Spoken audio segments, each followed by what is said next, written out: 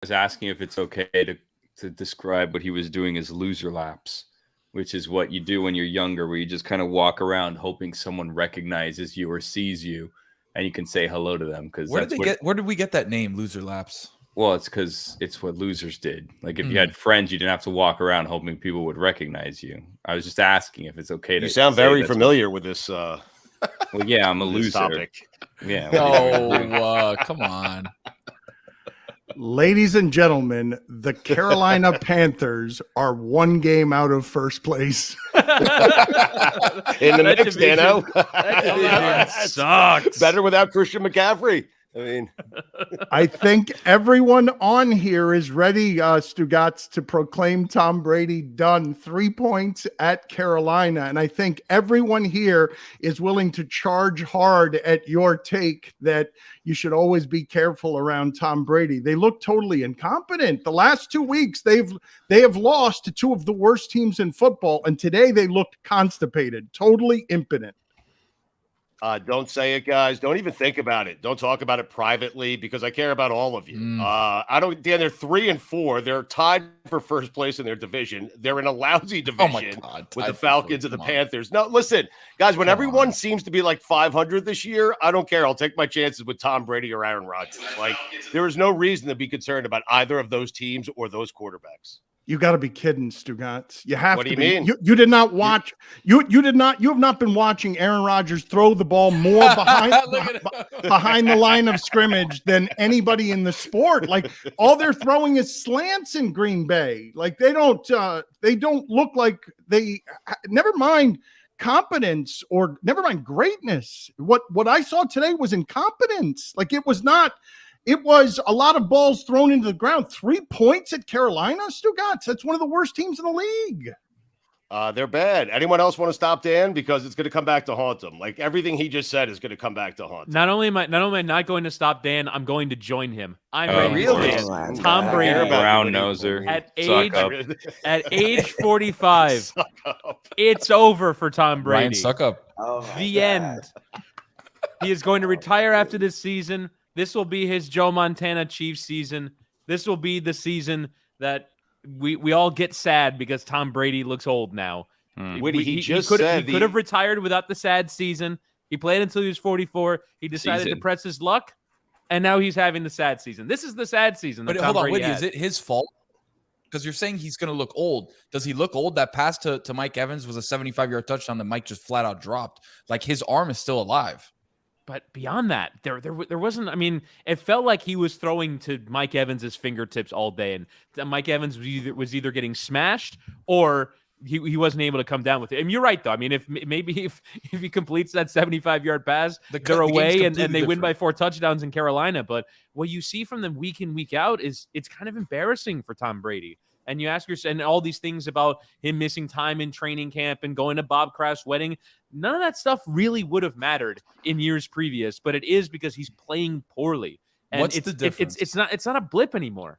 What's the difference though, Whitty? Like from last year to this year, what is the mainstay difference of that team versus this team? I think you can probably point to 2 things. One, Bruce Arians is gone. I know he didn't like Bruce Arians, but Todd Bowles does not have a great track record as an NFL head coach. Exactly. And I would also, to me, the bigger thing is the offensive line. I think they might have just reached a critical mass of offensive line injuries. And Tom Brady, before throwing quickly, was sort of a feature, not a bug. But now it seems like he's doing so out of fear. I thought after the first couple of weeks that Nathaniel Hackett didn't know what he was doing because of the time management, but he proved it today by just throwing at Sauce Gardner all game. That's of a defense, Dan. Yeah, they do. But they don't have a quarterback. They do not have a quarterback. I don't know if they have a quarterback, but you know what? I'm going to enjoy 5-2 because how many times in my life have the Jets been 5-2? And now I get to sit around. I get to root for Buffalo to lose. Like I root for the Dolphins to lose tonight. This is fantastic. I don't care if I have a quarterback. I have a defense. I have a running back, although injured, but I have a running back, Breece Hall. He's really, really good. They're saying that it's ACL, likely an ACL for him. Robert Saleh said the initial diagnosis wasn't good. Okay, but I'm going to enjoy. Like nothing's going to put me in a bad mood today. My team is 5-2. They're rarely 5-2, and they have a really good defense and a talented team. And so hopefully Zach Wilson will turn out to be a good quarterback. But if he's not, Dan, they still have a very talented team.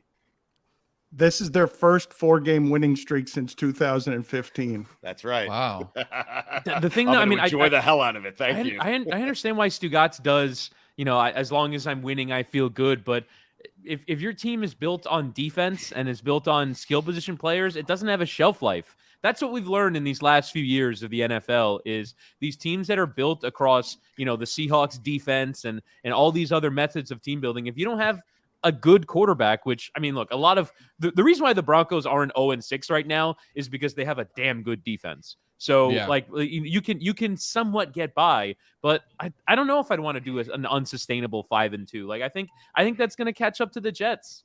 I would hate to be you guys. You just can't be happy.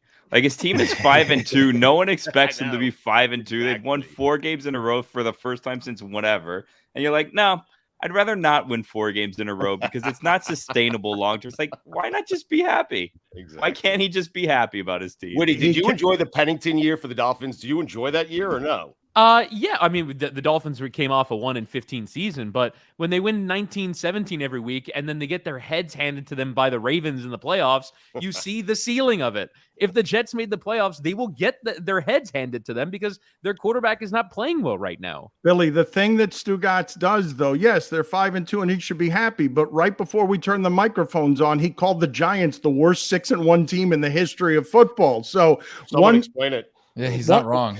Well, I mean, they've had 4 times this season. They've had double-digit deficits. But Tony, you're ready to make Daboll Coach of the Year. I saw guys wearing T-shirts with Daboll's face on them. Gave him a sip of his beer, right? He was drinking a tall boy, and he gave the shirt a sip of his beer. Yeah, Dan, Brian Daboll is doing stuff that nobody was able to do with the Giants, right? Even when Eli Manning was there, they were kind of built on, all right, we're going to have this amazing defensive line. We're going to have some decent skill guys, and then Eli's just going to try and make things happen. Right now, it looks like Danny Dimes is I said it before the show, and I'm not going to go out there fully on this take, but I'm just giving you guys a little bit of food for thought. No, what if? Don't do this. No. Well, hold on, Dan. Don't do this to me. Come on, I want to hear it. Don't do this to me, Dan. So, what if we saw a miraculous transitional change in Josh Allen when let's call it pre-Brian Daboll and post-Brian Daboll, right? Right now, we're looking at Danny Dimes, and he had I don't know how many turnovers, I don't know how many fumbles and interceptions the last couple of years. All of a sudden, he's taking care of the ball more. All of a sudden, they have no offensive weapons, and yet they're 6-1. Like Danny Dimes, what if we're looking at a trajectory of him turning into a bit of Josh Allen mini? They have an offensive weapon. Saquon Barkley on the last drive, it was 10 plays and it was 9 runs on the game-winning drive. Saquon Barkley is somebody who does wear people down, but when I look at Daboll and you tell me he can make recklessness and turnovers disappear, if he can do what you think he can do with Daniel Jones and you think he did that with Josh Allen, he's better than Belichick. He will go down as better than Bill Belichick if he's someone who can make quarterbacks MVPs after being reckless and inaccurate. The last sample size we have is with Josh Allen. So we have that in the back of our minds. All of a sudden now we have Danny Dimes. They're 6-1. He's playing really well. Had 100 yards on the ground today. Did you see the ball handling when he had that fake? All of a sudden turned around 1 second, then ran off for 16 or 17 yards. That was a great call to preserve the game. Did you guys see in that game? This is not something I've seen before. Their tight end, the Giants tight end, Bellinger, got hit in the eye, and there was blood all over the front of his jersey, and he had to be taken off the field on a cart after being poked in the eye. What the hell happened to that dude's eye that there was blood all over the front of his jersey? Not only that, they had to take him to the hospital. Like he didn't just go to the locker room. He went to the hospital. I remember like seeing the play, and I don't know if I guess it was the linebacker put his finger through the face mask, and then you could see Bellinger just go straight like this. Dan, did his eye pop out of place? I mean, I don't know, but what are we saying here? Stugotz, I've never seen a hand go into a helmet and there's blood on the front of the jersey and the guy can't walk off the field. He's got to be carted off the field after an eye gouge. That's not something I've seen before. Have you seen it before? No, I've never seen it before, but Tony's asking a question that I think begs an answer. Is his eye on a plate? Did his eye come out? I don't know. I've never seen that much blood on an eye poke ever. It's a reasonable question. Billy, you would have loved, I have not heard this before. During the Jacksonville Giants game, they said on Jacksonville's first touchdown, they said Etienne had an octopus. The first octopus of the season. Do you know what an octopus is? I had never heard what an octopus was before this game and this touchdown. Do you know what it is? No, but I like it. What is it? He scored the touchdown and the 2-point conversion. Oh. That's the first one of the year, I think. Octopus. Yeah. I like it.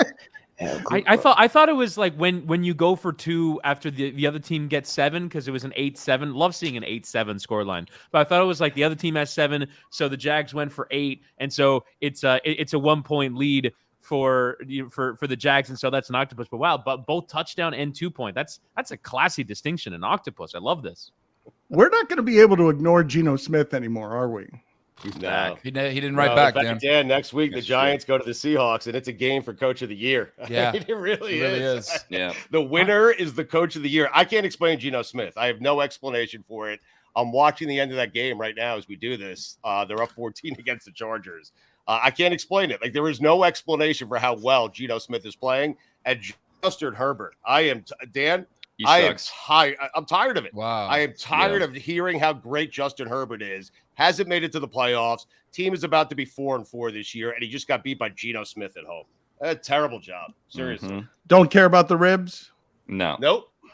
I'm actually I love Justin Herbert, but it's the same thing as we talked about with Rodgers. I saw Trevor Lawrence has a passing chart as well where everything is short. Everything for them is short. That offense is anemic. That's like at least partially Justin Herbert's responsibility. I know they have offensive line injuries. I know he's injured and skill position guys are out, but Justin Herbert seemed like a guy where you hand him no matter what in terms of supporting cast, and he will make something of it. I'm as big of a Justin Herbert guy as there is, but these last few weeks have been really concerning from him and that offense because this is not what I expected. They've won games to beat the Broncos, but they were not good against the Broncos. They're 4-3, but I don't believe in them whatsoever, and I'm surprised at what's happened to Justin Herbert this season. Do the Seahawks want to be this good, Whitty? I don't know. Like they're winning games, but the whole thing ahead of the season was They want to be bad? Wait, what is happening? Well, I they mean, don't want to be this good. They went into the season with what we thought was the worst quarterbacking situation in the league. Turns out we were wrong. But by the way, second worst. Houston's got the worst. Second Carolina has the worst, Dan. I think. Okay. I think Okay. Going into the season, I think if you had asked me, would you rather have Davis Mills or Geno Smith, I might have said Davis Mills. I'm not kidding. Yeah. And by the way, Two Americas. But I mean, Geno Smith hadn't been good at any point. He's like 30. Stugotz, to answer your question, the answer is we're just all wrong. But I really thought that Seattle was sort of like trying to be the rebuilding team, and they were going to go 3-14 and start over again with the top pick in the draft. But it seems they're not heading towards maybe a 500 record and sticking around with Geno Smith. And look, you can, it would appear, build around that. But I just think that this is completely off of what their game plan is ahead of the season. And I think they are surprised by how good they are. And I'm not sure that they wanted to be this good. Would you rather have Geno Smith or Russell Wilson going forward? Oh, wow. Really realistic. Well, you got to take in the contract. You have to factor in the contract. You can't just, and what you gave up for the player. I mean, In a vacuum, though. In a vacuum, There's no right way now. we're having this conversation. In a vacuum, would you rather have Geno Smith, agnostic of the contract? Geno Even if they had Smith the or same Russell contract, Wilson? I would Yes. take Geno. With the same exact contract. Thank you. Pete Carroll should win Coach of the Year just for what is happening with Russell Wilson. Whitty, weren't you super down on Brian Daboll when the Dolphins hired him as an offensive What a coordinator? fool. Go look Yeah, look idiot. through Brian Daboll's history in the NFL before he gets to Buffalo. So he was the Browns offensive coordinator for 2 years. I believe There might have been a 3-13. It was around the time of the 0-16 seasons. So he's 2 seasons there. I remember Brian Daboll was Tony Sperano's last gasp as an offensive coordinator. He brings him in. The Browns are like the 29th and 31st offenses in the league the 2 years before he shows up in Miami. Was terrible in Miami. Then goes to be the offensive coordinator in Kansas City. Under Romeo Crennel, they go 2-14, and he ends up obviously getting fired in Kansas City. Then I believe spent 4 years as a tight ends coach for the Patriots. Then the offensive coordinator for Alabama, and then the meteoric rise that we've seen since. This was not inevitable. This was a coach that was something of a laughingstock before he arrived in Buffalo. And like, I remember when he showed up in Buffalo, I was like, wait a second, they're going with Brian Daboll? This is a guy who's going to fix Josh Allen? And holy hell, man, what a turnaround for that guy's coaching career, because I remember 10, 12 years ago, this was a laughingstock of a coach, and now he's considered one of the very best. I guess coaches can get better, but almost as surprising as Geno Smith being a good starter is Brian Daboll being a good head coach. Juju, did you watch the Packers game today? Yes, I absolutely did, Siegfried. I seen that all the Packers wide receivers are the Joker of the year. Oh my God. Aaron Rodgers, to his defense, he was putting them in there. Taters, and they was just dropping them. Salute to that boy and salute to your head. Yeah. I think the bigger story from that game is Taylor Heineke is back. The Green Lizard. Oh, yes. Yes. Yeah. I mean, he's back. That was the guy. If you remember during the Bucs Super Bowl run, the guy that gave Tom Brady fits was Taylor Heineke at home in that wild card game that was played in Washington. Like Heineke, I'm not certain, Dan, he's not their best quarterback. I've always loved Taylor Heineke, and now the Green Lizard is back. That was a big win for the Commanders. I didn't understand that whatsoever. I felt like every time they showed him on the Red Zone channel, he was 4 of 9 for 50 yards and making a massive play, like a huge game-changing play. It must have been where, he must get an alert on his Apple Watch that says, "Hey man, you're on the Red Zone channel right now," and he becomes Aaron Rodgers in 2011. I don't think he wears one while he plays. I think it might be under the wristband. Maybe there's a sign on the Jumbotron. There's got to be something that indicates, hey, dude, you're on Red Zone, step it up. And he hurls up these amazing. The throw that he made to Terry McLaurin on 3rd and 9 was first off an amazing catch by Terry McLaurin, but what a play by Taylor Heineke. He threw it before the break. He threw it before McLaurin broke to the sideline with Rashawn Gary in his face. He snapped it out, and it looks like a meatball that's just hanging out there. I was expecting a Packer to get a hand on it to intercept it. All of a sudden, McLaurin comes down with it and basically ices the game. It was a really good throw. It's gonna end sad for Aaron and Tom Brady, right? This is just kind of be it for the next couple of years for them until they retire, right? I have a question for all you guys. I'm being dead serious here. When every team seems to be 500, and you're in bad divisions, and you have Aaron Rodgers or you have Tom Brady, and you consider the other quarterbacks and teams in both of their divisions, should you really be that concerned about those teams making it to the playoffs? Stugotz, it isn't about the division for me, because I would think that Tampa is the best team in that division. It's not saying much to call them the best team in that division, but the way they've looked the last 2 games is not anything I recognize. It's not the idea that Tom Brady could be held to 3 points, Stugotz, and at no point during that game, when they're down 14-0, or I'm not saying like I do with the Chiefs, oh, here comes Brady, oh, here comes the Bucs. I'm watching that game and I'm like, they've got no chance. They've got no chance to get into the end zone. They're not getting close. It's not as bad as ripping with Denver, where the announcer is saying that throw was 30 yards from the nearest Denver receiver. But I didn't feel at any point in that game that he was going to do anything. And what that has is first round extinguished in the playoffs written all over it for both of those guys.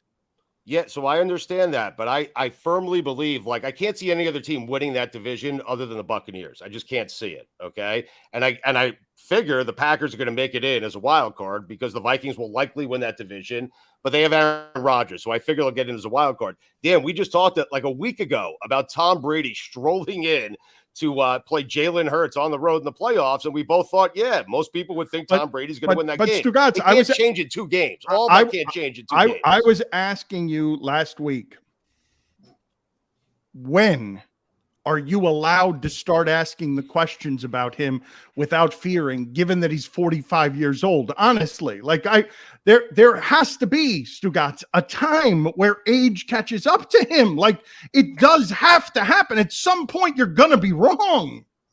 I will be wrong, but even in old time, let's say it does happen this year and we start to see the decline this year.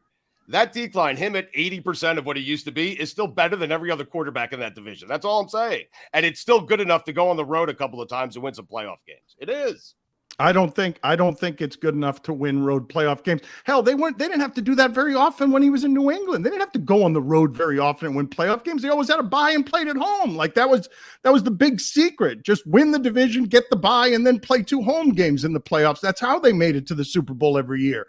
The greatest success on his resume, the biggest game I've ever seen them win outside of the first one against the Rams in the Super Bowl when he led them to the Super Bowl, is when he went into Kansas City and won on the road. Like, they didn't have to do that very often. And in this condition, I don't think he can do it. I mean, he just did it. He just did it with the Tampa Bay Buccaneers. Three wild card games, 3 games on the road. Aaron Rodgers won his only Super Bowl going on the road as a wild card team. We talked about playing road games. It was easier for him than playing home games because they were playing in domes. And so I still think those guys can, like, summon up a run in the playoffs. So, do they look to you like the Chiefs and the Bills do? Well, no one looks like the Bills do, Dan. Nobody. I mean, it's the best team in the NFL. Okay, but do they look to you like a team that would be feared by anybody the way that they have played this season? Not just the last couple of games, this season. I think if they want, so you have to just factor in the NFC teams because they won't have to play the Chiefs unless they make the Super Bowl. But yeah, I think if one of those 2 guys goes into Philadelphia and is playing Jalen Hurts, or goes to Minnesota and is playing Kirk Cousins, yeah, I think they have a good shot of winning that game. I did. Right now, to Stugotz's point, the 4-5 would be Bucks home with the Giants. And yeah, I could say all I want that I'd take the Giants with the points. I take the Giants with the points, but I don't think I would. Dan, you're thinking it, you're saying it, and I'm begging you not to, man. I love you and I care about you. I mean, Jesus. Okay, but what do you do with this game today, Stugotz? Honestly, tell me all the times tell me all the times you've seen him put up 3 points. Never. It should have been 10, honestly. Like, they had a touchdown on the first drive of the game. Yeah, not his fault. Mike Evans. How many times did he target Mike Evans in that game? Was Too it 20? many. Was it 20 targets to Mike Evans? Mike Evans, like, at about 17 or 16 targets, was like, please stop throwing me the football. I don't even want it anymore. Just stop. 15 targets for Evans, 9 catches, 96 yards, but it felt like 100. It should felt have gotten like my guy 100. Scotty Miller involved. Right. A Cooper Kupp amount. 4th and 1, the revolution is here, right? Everyone goes for it on 4th and 1 now. Everyone in the sport. Except the Jets, because they have a defense, Dan. They kick field goals. Actually, they had, it seemed like 4th and less than 1. It seemed like 4th and an inch. And even I, watching at home, I'm like, aggressive, go for it guy. I'm like, smart decision, kick the field goal. I dare Brett Rippon to go 75 yards down the field on the Jets defense. There's no way. But yeah, I think everyone goes for it now. Although I did see, it was funny on Twitter, Aaron Schatz of Football Outsider was like, well, now everyone's going for it on 4th and 1. But Mike McCarthy, here's a crazy idea. Maybe go for it on 4th and 2. It's not appreciably more than 1. It's not appreciably more than 1, but it's a little bit more than 1.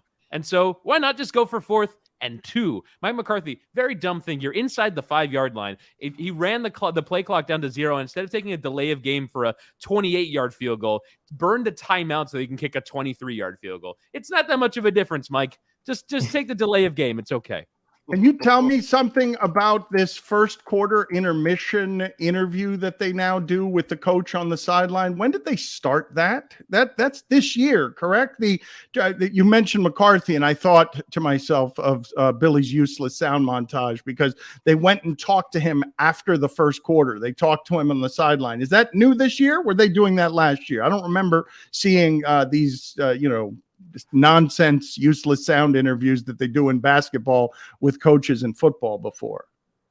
Well, it's always the mask of access, right? You pay a lot of money for a rights fee, and so instead of coming out of halftime, you go to them at the quarter break. But we never get anything from them. They go to, and I think it's only on these big national games. So it's when on the Jim Nantz Tony Romo game and on the Kevin Burkhardt Greg Olsen game is we get the quarter interviews. But I don't understand why we get them, because there is no reason for them to exist. We don't get anything from them.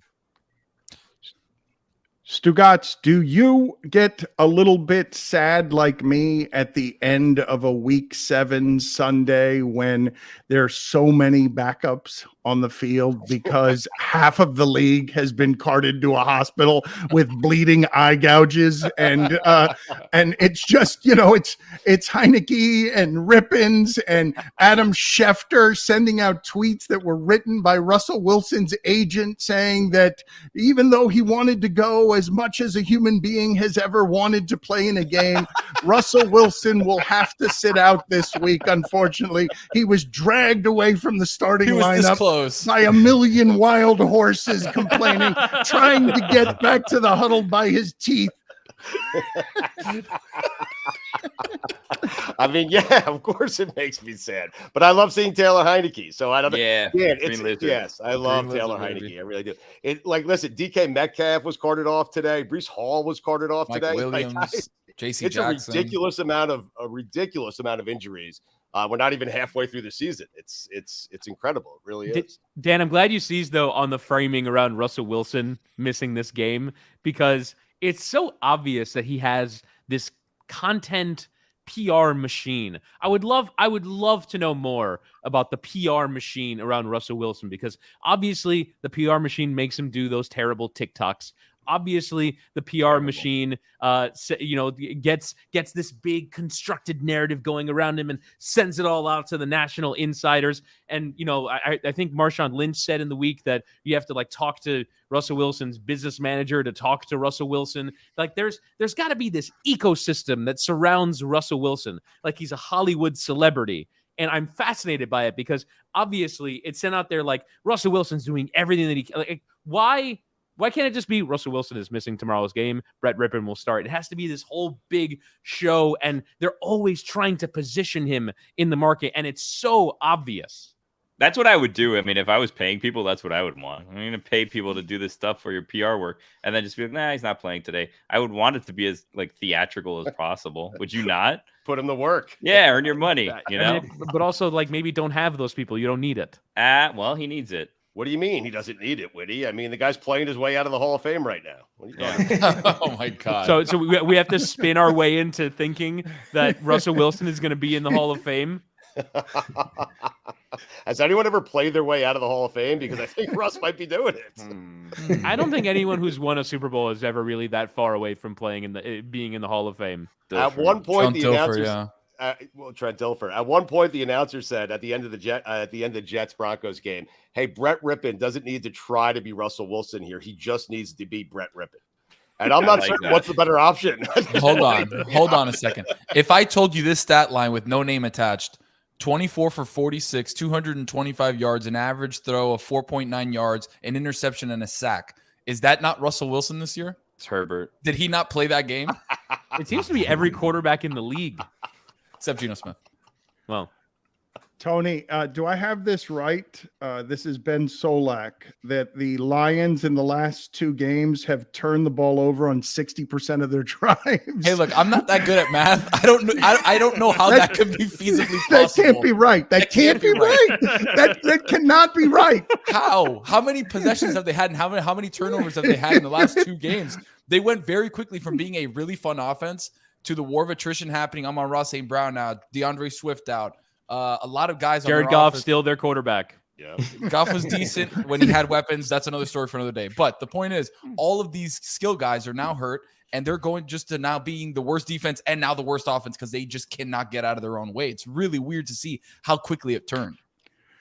I just figured out why Billy's so sad today. It's the Phillies, isn't it? I hate them so much. There was baseball today? It's the worst day for, not the Yankees. The Yankees just don't play whenever they don't feel like it and say that it's raining, even if it's not. They just put a tarp out on the field and just say that it's raining and they can't play. By the way, what are the Yankees do? What are the Yankees doing, number one? And two, I have lots of thoughts. Joe Girardi, is he the worst manager ever? Because almighty. He's horrible. They fired him. Now his team is going to go to the World Series. If the Yankees would have gone to the World Series, his last two teams would have been playing each other in the World Series. Yankees fans should be embarrassed also, by the way. The last time I checked, it was $16 to go to the game tonight. The American League Championship Series, you could go for $16. What? Yeah, that's embarrassment. Wait a minute, though. He's making it sound like those are seats behind home plate. Like, Those are going for 100. Even still, even if you're Any sitting in the upper deck behind home plate in row 31, that's preposterous. Also, if you're going to do that, do so with the Game Time app, the fastest growing ticketing app in the U.S. Score last minute deals on tickets to sports, concerts, and shows with Game Time. Use code DAN, that's DAN, for $20 off your first purchase. You would have gone free. Yeah, you would Right, have. with They would Game have given Time you app, money. they would just give you a ticket. They would give you $4. Did you see that, like the like sports psychologist or whatever that Aaron Boone has working for the team? I think they tried to call David Ortiz to like inspire the Yankees, and they were showing clips from when the Red Sox came back from a 3-0 deficit, except it was against the Yankees. So like they're showing the Yankees videos of the Yankees blowing a 3-game lead to motivate them to try to come back in a series. They're dunking on themselves as a means of motivation. This is a horrible World Series for me, no matter who goes, just because the Phillies are in it. Because then I need either there's no good winner. Like either the Astros will win or the Phillies will win, or somehow if the Yankees ever play again and make it back, they'll win. There's no good winners here. It's Bryce the Harper ultimate might haters win World one. Series. But why was this game? Why was first pitch at 2:30 on FS1 on a Sunday afternoon? What is baseball do? Is anyone going to have watched? And by the way, that Bryce Harper home run looked awesome. Like that looked like such a cool moment in that stadium. I'll watch all of your reaction videos from inside that ballpark. That shit looked amazing. And I only know that because Juju tweeted it. Otherwise, I would not have known that happened.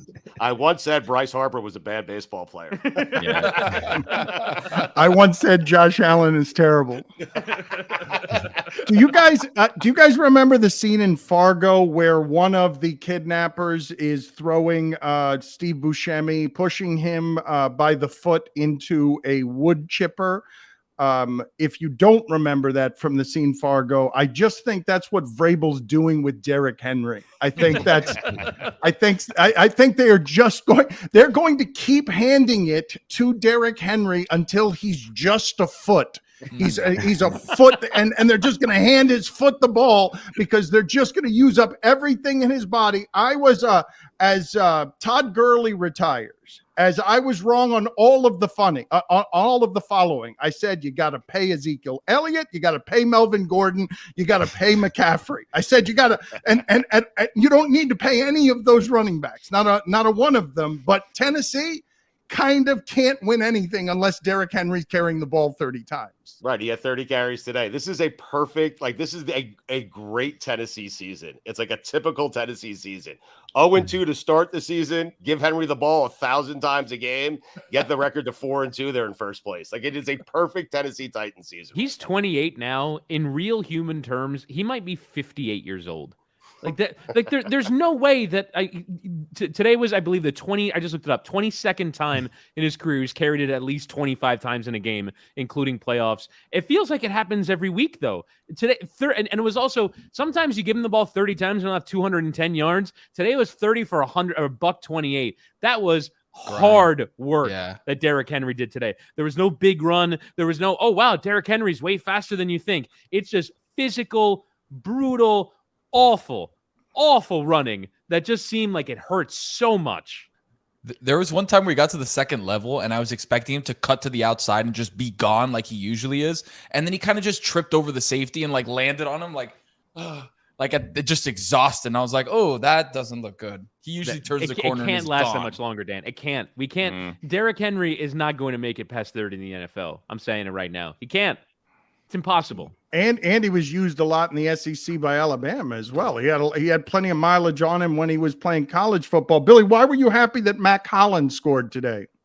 Because we could talk about Mac Hollins. Yeah, because last week or the week before, Mac Hollins did an interview on Good Morning Football, and he was just barefoot, like no shoes, no socks. And then they were talking about how he just does that. He just walks around everywhere barefoot. And he was saying that it makes his feet stronger.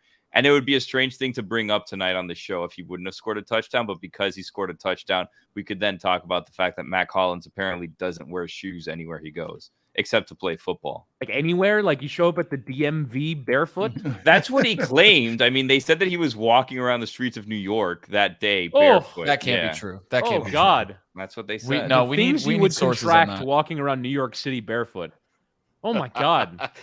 How about our garage? I mean, true. I would not step. I almost need hazmat suit to Oh. walk in. Guys, it's that point in Sunday Night Football Night in America, where they all make their picks. I know that you're listening to this on Monday and the game has already happened, so we can know if people were right or wrong already. America's vote right now, 68% says the Dolphins. Oh, it's going to be all Dolphins logos, right? Who's going to pick No. the Steelers? Florio picked the Steelers, it What? looks like. A Yeah. straight up win? Yeah. Kenny Well, Pickett. Billy's worried why would about. you be surprised by that, Woody? Oh, Sims picked the Dolphins and he hates the Dolphins. Wow. This is exciting. Billy is worried about Tua tonight. Tua was on the field barefooted. Yes, barefoot Dan. today Yeah, for he some was. reason. Yeah. And Well- his feet were green. Did you see him? Because they spray What? paint the actual Is he grass. okay? His feet were green when he was walking by. They spray paint the Yeah, the grass. Yeah, they spray Well, I mean, painted. they have to. play the Hurricanes played awful football there yesterday, so Oh, they that's had they have to spray Ooh. paint over it. They should literally just spray paint all evidence that the University of Miami was on that field off the field. There should be a Wait. team that just spray paints the evidence that the Hurricanes ever existed. So they paint 100 yards of green grass over the grass from yesterday? I actually I didn't know this. I didn't know that they like spray paint over. I mean, it would stand to reason that after a Hurricanes game, the only way that it could look good is if they spray painted it. But yeah, I guess I love the cinematic views of them spray painting the old school end zone. I love those, but I had no idea they actually sprayed the whole field. If you look at him walking around where he was doing kind of like those different movements and stuff, and he was barefoot, I saw it on Red Zone. As he's walking away, you can see the bottom of his feet are completely green. I'm gonna see if I can get a screenshot and send it to you guys. How do you feel, Woody, about your crystal ball take from like after week 1 where you said he wasn't a very good coach? I mean, I think he will eventually leave a decent legacy at the University of Miami. I think he will recruit well. I think he'll like what Oregon is doing right now, where they have a better coaching staff in my view, and they beat the hell out of UCLA. But it'll be 4 years of good recruiting. We'll be immensely frustrated. They'll have offenses that are very underwhelming. And then at the end of it, he'll take his very large buyout and go somewhere else. Wait, but Oregon has a coaching staff after him. So like they're doing That's what I'm better saying. without him. So what I'm saying is like, so he recruited all these really good players, good enough to win the Pac-12, and then a new coaching staff comes in and actually does the winning. So that's the plan for me, is in 4 or 5 years' time, Oh is my a new God. coaching They staff got Bo will take Nix in over the from portal. Cristobal. I mean, Wait, hold on a second. Bo Nix. They paid good. Wait, know. they're paying him $80 million to recruit a good group of players 7 years from now, so they could fire him and another coach can win with them. That's correct. God. as far as I'm concerned, because I just don't think he's that good of a coach. Like just a straight up X's and O's scheming up offense coach. Like that's my personal opinion. I think he'll Stugotz. eventually get the program to a better place, but that was horrific. He is not able to take a team that's not his and elevate it. You know, Stugotz, that Miami lost at home to Duke by 4 touchdowns. Mhm. But did you see anything from that game? Are you aware of what I'm about to say to you? They had 8 turnovers in that game. Wow.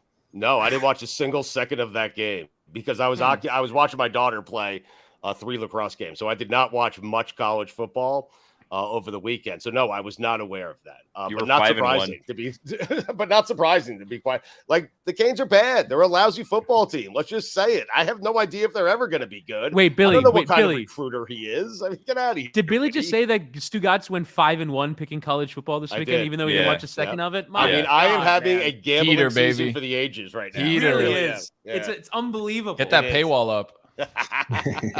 Stugotz, you are not allowed, though, no matter how many games you're winning gambling, you are not allowed to say, I was not surprised by 8 turnovers. He knows college football, I mean, Dan. He's listen, proven like, it this season. Right, and Duke is Duke, Dan. I mean, they play defense. Did you see Duke put a classic spin on the upside down U yesterday? So like everybody now does the upside down U when they're like beating you. This time they took the U and then broke it over their knee in the end zone. Wait, saw that. They turned the U upside down and then broke it over their knee with their. Oh, wow. Yeah. Wait, in terms of embarrassing home losses, Whitty, where does that rank for you? Losing to Duke by that Not much even at the home. worst this season. Second in the last 3 weeks. Oh, Jesus. It is. It's the reason Mike Ryan's not here. He fled the premises embarrassed because social media is very mean to him whenever it is the University of Miami is embarrassing, and they have been spectacularly embarrassing. What did you guys find most interesting about today? Because I'm imagining the talking points tomorrow are going to be Aaron Rodgers and Tom Brady, correct? If Tua gets knocked out again, that's going to be the talking point. I'm Is that, worried. You are worried about that? I am worried. Really? Well, Come because on. he gets thrown around like a rag doll sometimes, and I'm worried that it's going to happen, and it's going to be on prime time when everybody's watching. Like, I'm worried for him tonight, and I shouldn't be. I should be excited because he's coming back. We can see if the Dolphins with the offense with him leading. I mean, it's the Steelers, so obviously there's an asterisk there, but you can see if the Dolphins get back on track with him tonight. So it should be exciting, but I'm worried, man, that he's going to get another hit because the O-line just lets everybody through. Like, the Dolphins quarterbacks are just getting pummeled this season. Billy, that's really interesting. Like, I think, it didn't dawn on me that I was going to be worried watching Tua tonight until you just said that. But now I feel like I'm going to be worried watching Tua, and I think the country's probably going to be worried watching Tua. No, Dan? I guess because this is what I mean, the last time you saw him, his fingers were bent in a certain way. He was knocked out cold. He was taken off on a stretcher. I mean, I think people are going to be. I think they're going to be nervous watching him. I think we get very forgetful, though, Stugotz, because I was just asking you, hey, do you care at all that it's week 7 and everybody's out? Do you care at all that the Giants tight end is at the hospital? And you just asked me, did his eye stay in his head? Like, I mean, well, like, Tony asked. I mean, Somebody had to ask. I mean, there was so much blood on that jersey. We need to know where that eyeball is. I still don't have an answer. I mean, yeah. Billy, go ahead and put it on the poll, please. Is his eyeball still in his head? Just like that. One of the games we did not talk about. Tell me if you guys think this can possibly be right. There is only one quarterback ever who has had 2 500-yard games with 4 touchdowns. It's Joe Burrow. Like, it didn't seem that was possible to me, that he would be the only one ever to do that. Does that seem statistically right to you? Does that sound right? That it's never happened before? Especially in the era of Mahomes, in the era of Rodgers, in the era of Peyton Manning, that Joe Burrow, who's in year 3 of his career, or year 4, whatever it is, I would not have had that. And the Falcons today, I think they lost another corner. I think their entire secondary is out injured. Corner, yeah. Like, if that game was competitive, they could have had like 800 passing yards. If the game kept if the game was competitive for 4 quarters, I don't think there was a limit to what Joe Burrow could have done. He could have thrown for 700, 800 yards today. He had thrown for more than 200 yards at the end of the first quarter. But what you just said, last week, San Francisco's entire defensive line was out. I'm telling you that when we get to week 14, they're going to be guys running around out there in suits and dress shoes that we don't know, that aren't even going to be in uniform because they just don't have any players left. And they just took some guy on the sideline who was keeping stats for Sports Information and threw him out there. And just said, "Here, see if you can guard Jamar Chase." I think that was the Niners defense today. They actually did like a Sunday Night Football-esque promo graphic during like the second quarter of 49ers Chiefs, where all the guys that are out today, and they all do like there were so many people, the step forward and the arms fold, like, here we all are, the injured team. There was like 4 tiers of players. They had like the frontline guys, and they went 4 tiers back. I was like, who's that guy in the back? I don't even know who that is. Oh, he's a starter. Okay, sure. Guys, I saw a crazy stat. Speaking of San Francisco, and we think about how good Kyle Shanahan is, there was a stat that San Francisco is 1 in 30 when trailing by 3 points entering the fourth quarter under Kyle Shanahan. Is that kind of a crazy stat? 1 in 30? They haven't had that good of a quarterback the entire time, and they're a running based offense. But a 3-point deficit, you can't overcome a 3-point deficit in 15 minutes. Well, wait a minute. It's not 30 games where they were 3 points. When they say 3+, many of those games where they were down 20. Don't worry about that, Dan. 3+ is what they gave me.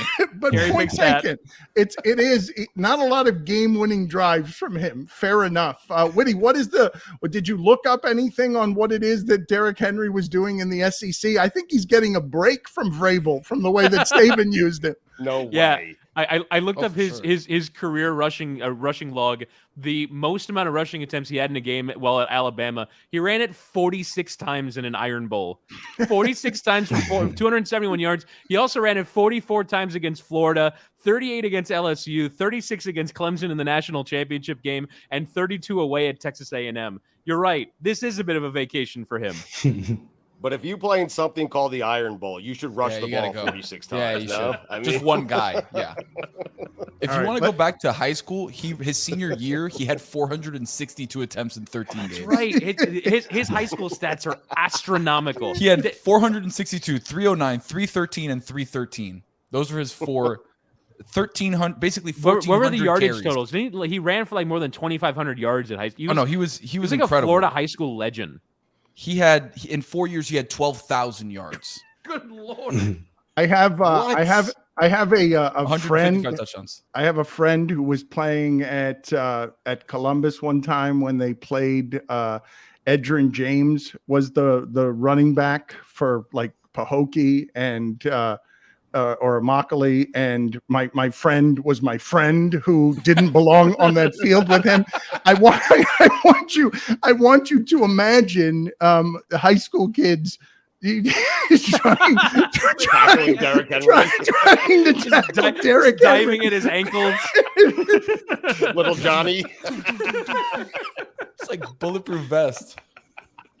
Billy, why are you sick of the 72 Dolphins? What happened? Everyone has to be sick of them already, right? Like, I'm in Miami and I'm tired of hearing about them. I would imagine, like, Juju, you are not from Miami. You have to be tired of hearing about them, right? Like, it's been 50 years now. Like, to the point that I wish that the Patriots would have had a perfect season a couple years ago and they would have beat the Giants in the Super Bowl just so that I wouldn't have to hear about the 72 Dolphins anymore. Yeah, I'm over it. Just like I'm over Dak Prescott. Dak Prescott played just like Matt Schaub today. Salute to that boy. Yeah, salute to Matt Schaub. To your point, Billy, like it's why the Dolphins being bad for so many years was harmful to the 72 Dolphins, because they had to have a 72 Dolphins day every year just to engender some sense of positivity. But like the 36th anniversary of the 1972 Dolphins doesn't quite hit like the 50th. Like I wish they had spaced out commemorations of the 72 Dolphins that way. This would feel special, but it's largely born out of how often they've had to trot them out to make Dolphins fans feel good. Every year of my life since I've been born, I've been hearing about the perfect season, which is why, like, the 50th anniversary, like, I don't care. There's 4 of them on the field right now, which, like, I know this is a morbid question, but, like, are there only 4 of them left? No, don't do that. Don't do that. I'm just asking. Don't do that. I once got 50 years ago. I once got a 1972 commemorative coin of the Miami Dolphins, and it got me free fries at Checkers. I was watching, and I have to be the only one among you who didn't fall asleep during the 4:00 window that had Jets Broncos in it. But at halftime, they brought out the '97 Broncos team, and all of those, the championship team, all of those dudes must feel so insecure around the body of Shannon Sharp. Like they just all of them They've must all let themselves go, and Shannon Sharp is still at 3.5% body fat. Chiseled. All right, get out of here. Let's go watch the Dolphin game.